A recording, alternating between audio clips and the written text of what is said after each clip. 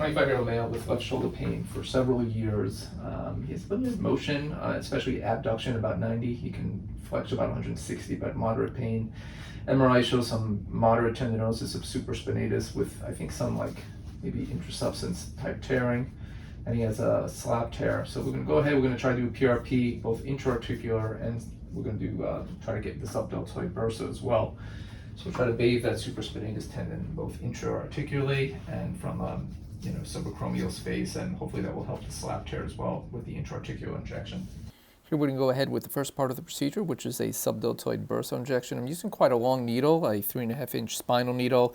I was thinking perhaps I can get through the supraspinatus tendon over the humeral head and then do a glenohumeral injection right after the subdeltoid bursa injection, but it turned out that advancing the needle through the supraspinatus tendon was too painful for the patient, so we just did the subdeltoid bursa injection here. Here you can see I'm trying to essentially navigate the needle into the subdeltoid bursa, and once I got it into that bursa, then I basically took out the stylet and put on the PRP.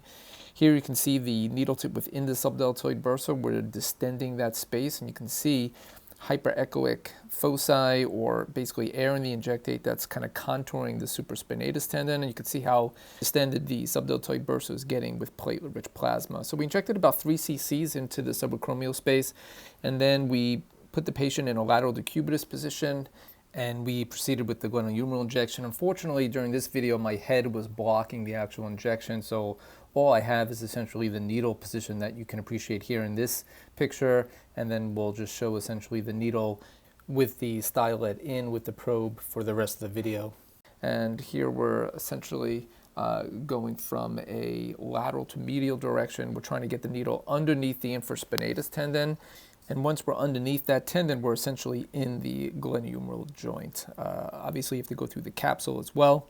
So here we're starting the injection. You can see this bright hyperechoic foci, which is air in the injectate, and it's essentially pushing on the underbelly of the infraspinatus tendon, which appears quite thin here in this part of the procedure. But as you continue the injection, you can see that infraspinatus tendon getting pushed up from the injectate. You can see how that injectate is contouring the humeral head, which confirms that we're in the joint space. Also, the subdeltoid bursa is distended because we just injected that as well. So now you can see that there's PRP both on top in the subdeltoid bursa and below the infraspinatus tendon, and this also would apply for the supraspinatus tendon as well, which has some tendinosis. So we're really bathing the rotator cuff from both sides in PRP, and also this patient has a slab tear, which was also why I decided to inject with PRP intra-articularly.